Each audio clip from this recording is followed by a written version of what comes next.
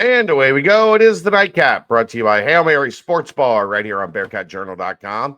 Go visit our good friends at Hail Mary's. They're in Cheviot. They're right on Harrison Avenue, so they're inside the Dora District.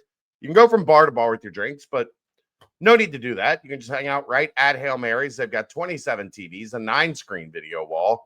They have the DirecTV sports package, so you can watch all the games. And, of course, Cincy Sports are always on the video wall. Brand new walk-in coolers, brand new draft lines, and, of course, ice-cold Cincy Light in 32.8-degree frosted glasses. Also, this Saturday, if you're not going to be at Nippert, head to Hail Mary's. They got bucket specials for the game. They will get started at kickoff at noon. All right, let's get the show on the road. Aaron, it was Tuesday, Taco Tuesday in the cafeteria. We'll switch up this week. I went Nacho Tuesday today. They had nachos. Nice. So they had little, I guess it was kind of their version of like pork belly nachos with some shredded cheese and some salsa and some queso. It's pretty good. Nice. Pretty good. The barbacoa, I think, was a little better last week, but it wasn't bad. I liked it. I enjoyed it. All right, Scott Satterfield talking about Talkin. Aaron, take it away. All right.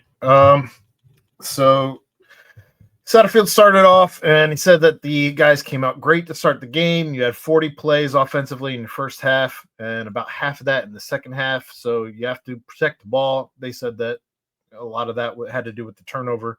But yeah, you gotta protect the ball. Said that UCF plays hard and fast. They have a lot of talent. Their back is against the wall, and they're going to come out fighting. Yep, for sure. This seemed to be. I feel like he said it. I feel like Gavin said it. I feel like Brendan said it. But this seems to be the message this week. And this is something you've talked about as well. But you have to show up each and every week.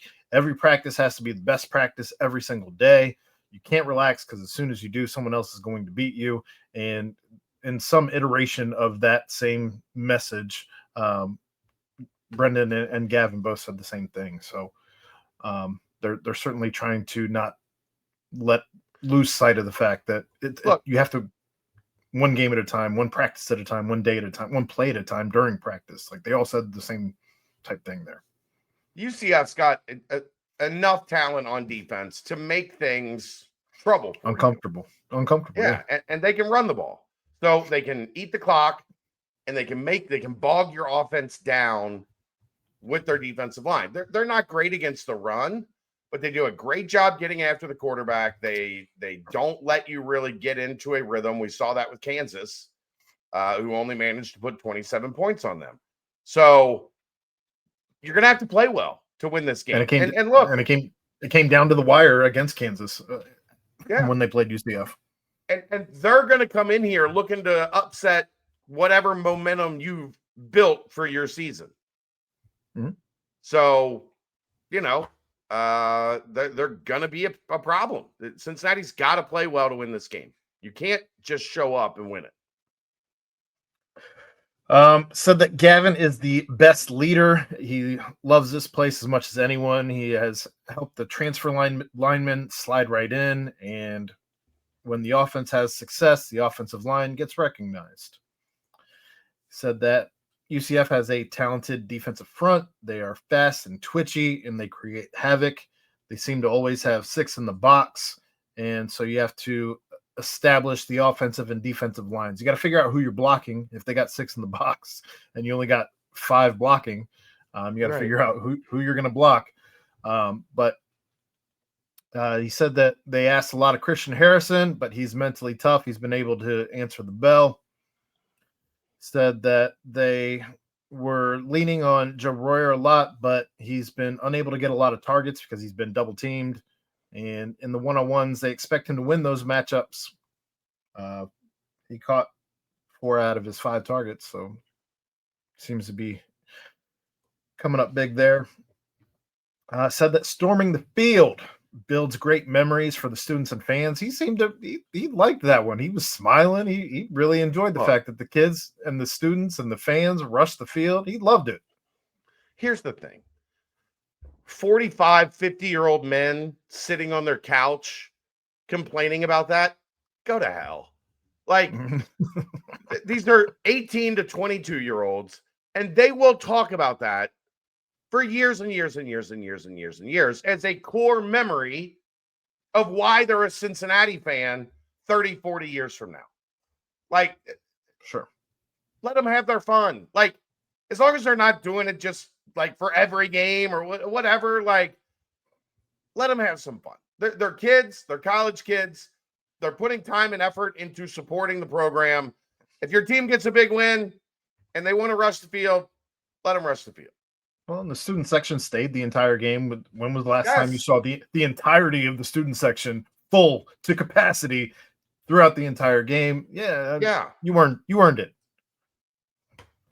Said that he's really enjoying the communication link with Sorsby this season, like through the comms, and said as a coach, there's nothing better than putting a plan together and watching them execute it. So he's been able to point some things out or drop some things in, and he's had a lot of fun with that, which he seemed resistant to it a little bit last year, and it's obviously grown on him.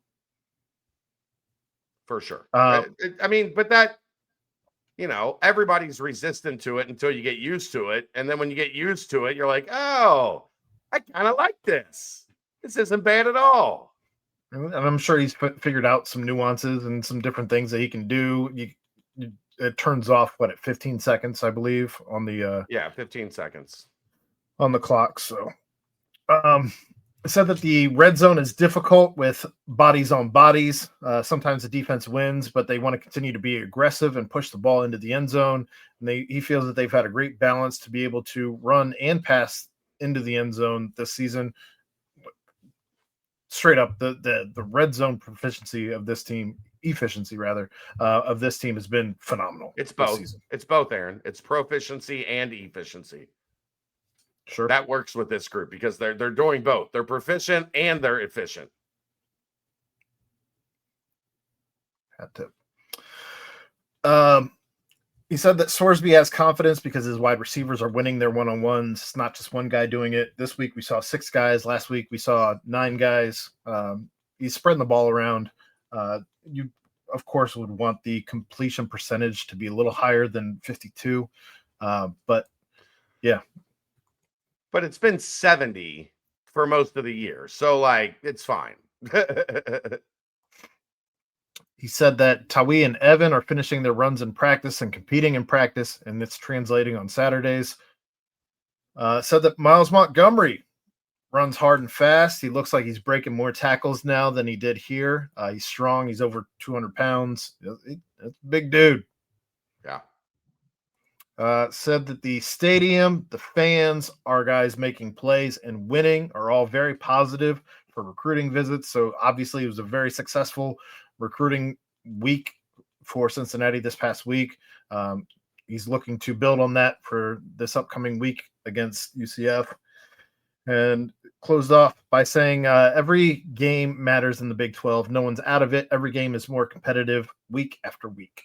As you progress into the season, things turn up, plain and simple.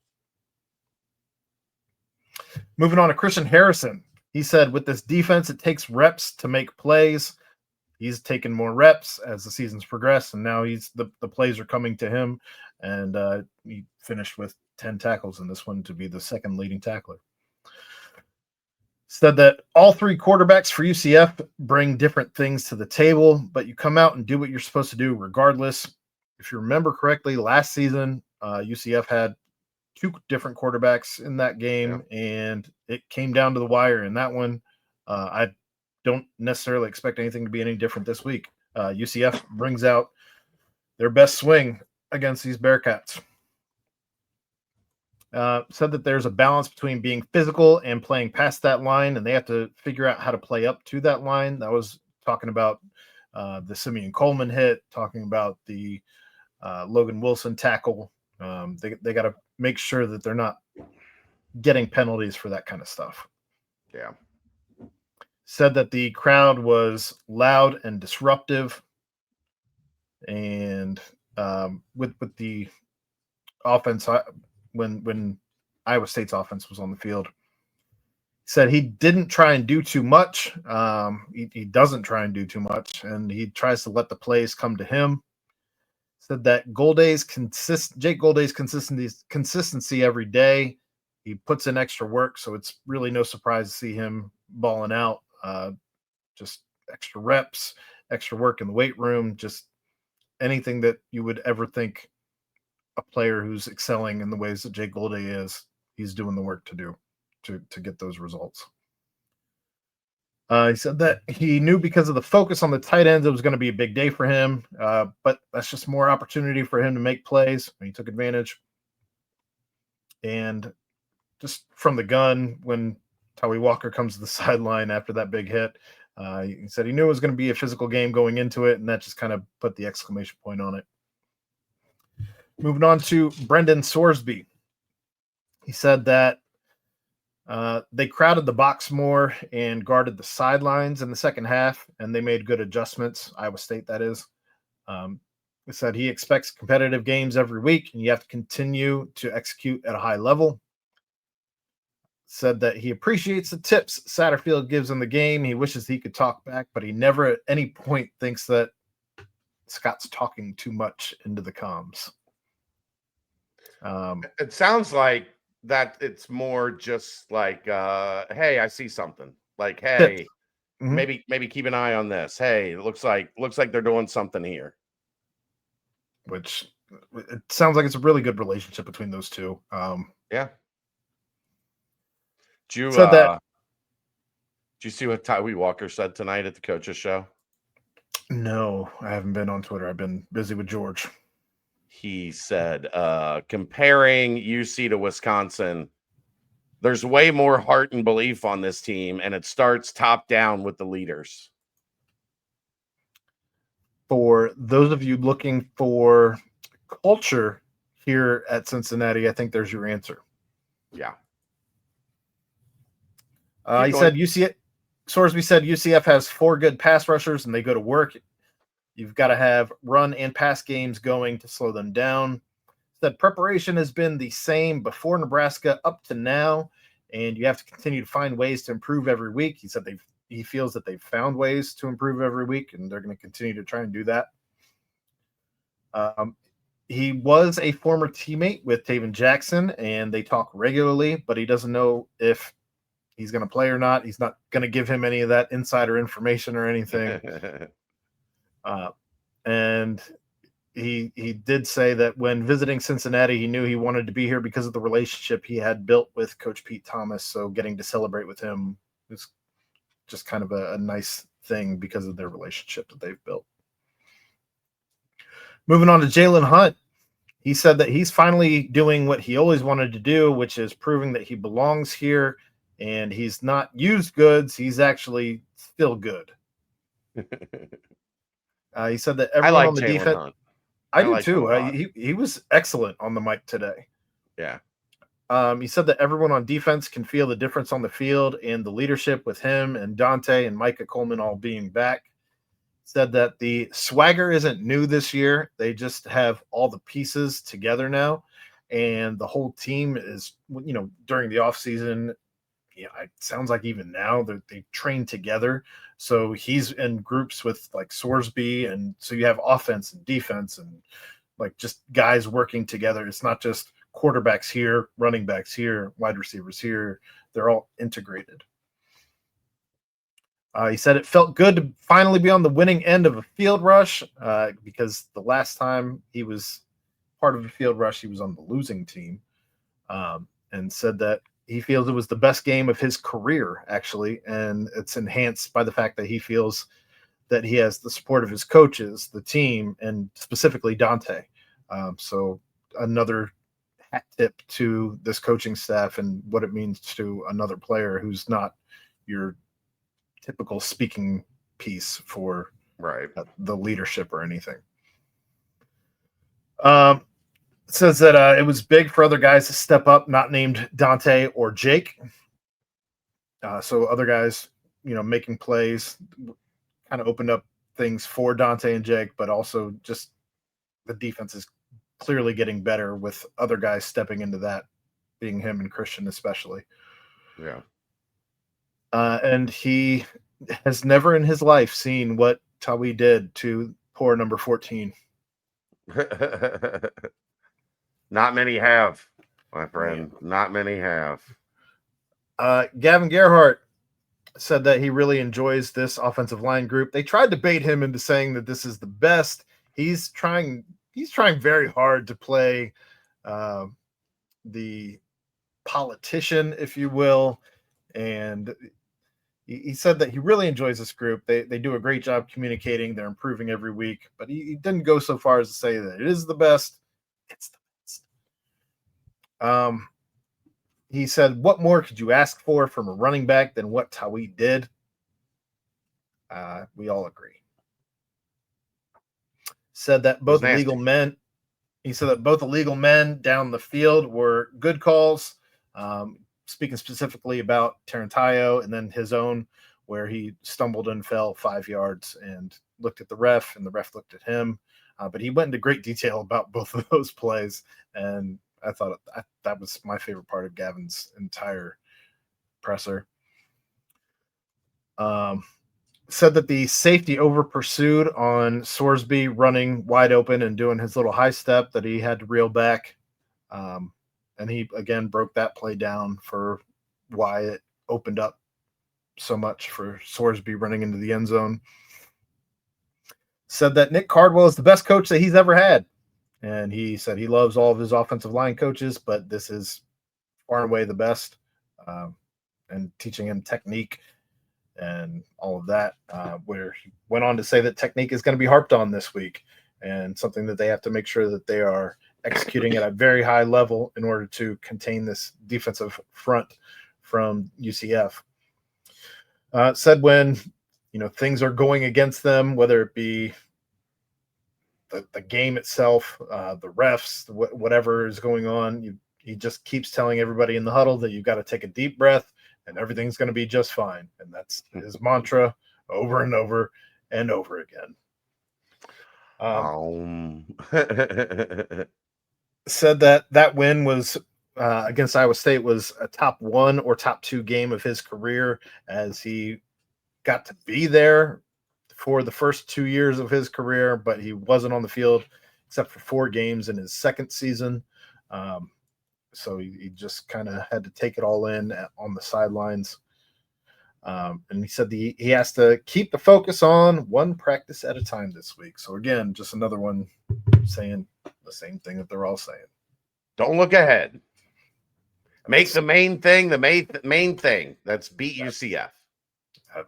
They were taking it one practice at a time, one day at a time, one play at a time. And again, I think Sorsby and Satterfield and Gavin made that very, very clear.